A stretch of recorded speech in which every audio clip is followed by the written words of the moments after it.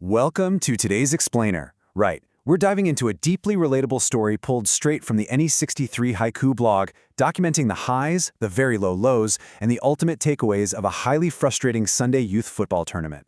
We're going to unpack a pretty unexpected lesson this story teaches us about failure, about parenting, and of course, about resilience. Look, if you've ever had one of those days that just felt like an absolute uphill battle from the second you rolled out of bed, you're definitely going to want to see how this unfolds.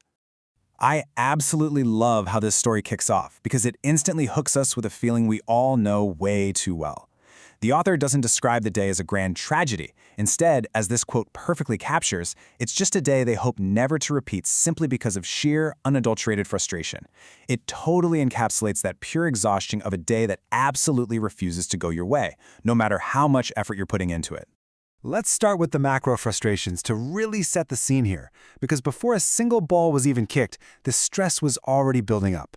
Here's the anatomy of a stressful start. You've got a manic morning trying to get all the gear and everyone prepped, right? Followed by arriving at Bullocksteads Sports Ground, and while the author notes it's a great venue, it simply was not equipped to handle the massive crowds that turned up that day. They were immediately forced into unofficial overflow parking, meaning they were already on the back foot before the tournament even officially kicked off. But the real annoyance kicks off with the finances. Grassroots sports are a total labor of love, and the team had already paid a pretty hefty entry fee of £65 just to secure their spot in this tournament. At this point, you kind of expect the logistics to be fully sorted out, right? Well, then comes the surprise hit. Upon actually arriving at the gate, they get hit with an unexpected £4 per player entry fee. Now, sure, that seems small in isolation, it's just a few quid, but it's the total lack of transparency that really starts to grind your gears. It's the friction of the unexpected popping up when you're already stressed. Now, what's really interesting here is how that small, seemingly insignificant fee balloons into 52 extra pounds. The coach had to cover this entirely up front, which creates this incredibly awkward situation where he now has to chase down the parents of the players to claw that money back. He knows they'll eventually pay him back, for sure, but it's just one more tedious layer of friction added to an already manic morning. So, moving from the logistics over to the pitch, we see this really shocking contrast in performance. Look at the left side, their stellar league campaign for the 2025/2026 season. They finished second, suffered only 4 defeats, and conceded a mere 16 goals the entire season. Honestly, they were a really solid, highly competitive team. But then you look on the right at the reality of this specific tournament. They lost every single match and scored 0 goals. 0. The first few games were narrow defeats, but by the end of the day, the scorelines were getting incredibly heavy. The team just completely collapsed. You can practically hear the coach's internal monologue racing at this point, desperately trying to diagnose why absolutely nothing is clicking for the lads. They were facing mid to lower league sides. These were teams they should have easily competed with, if not beaten. So was it the long break since the regular season ended that totally disrupted their rhythm, or was it something far more structural regarding the roster they had that day? Well, the structural issues certainly didn't do them any favors. To make matters worse, they started the day with a few players missing, leaving them with only one single substitute for the entire squad. And, of course, in true frustrating Sunday fashion, that lone substitute picked up an injury. This meant they were left entirely exposed, with literally 0 substitutes available for the punishing, exhausting final match of the day. The physical environment perfectly mirrored their misery too. The weather itself was indecisive, warm sunshine that was constantly interrupted by passing drizzle. And perhaps the most agonizing part of it all was the auditory experience.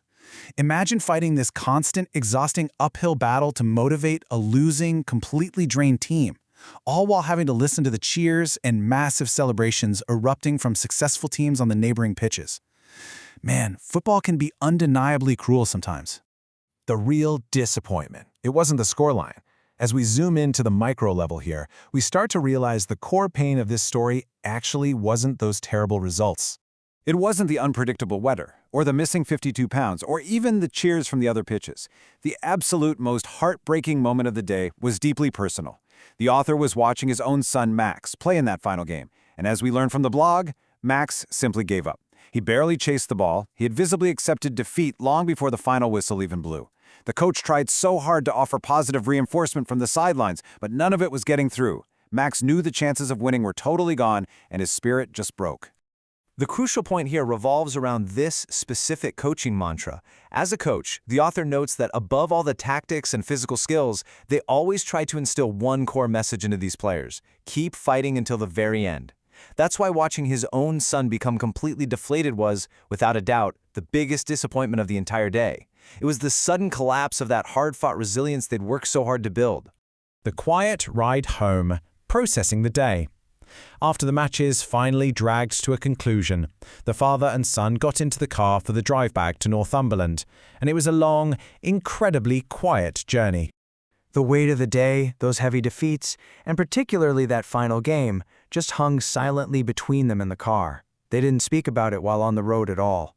However, once they finally got home and had a moment to actually decompress, a massive breakthrough happened. Max showed incredible maturity. He voluntarily admitted that he wasn't proud of how he had finished the tournament.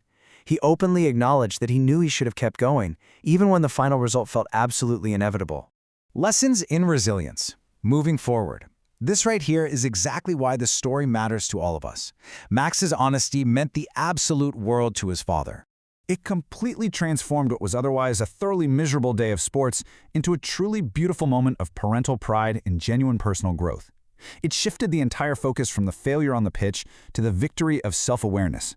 The author distills this entire frustrating Sunday into 3 simple, really powerful steps for handling any setback in life. Step 1, process what happened, just like Max did when he finally got home. Step 2, regroup, gather your lessons and your strength. And step 3, go again next time. You absolutely cannot let the bad day define you. I want to leave you with this final thought to reflect on as we wrap up this explainer. Ask yourself this: what actually hurts more? Is it losing the game, dealing with the unexpected fees and the bad weather, or is it losing your spirit when things get incredibly tough? The very next time you find yourself in a situation where the battle already feels lost, remember Max's realization. Ask yourself how you want to play until that final whistle. Keep fighting, process the loss, and go again.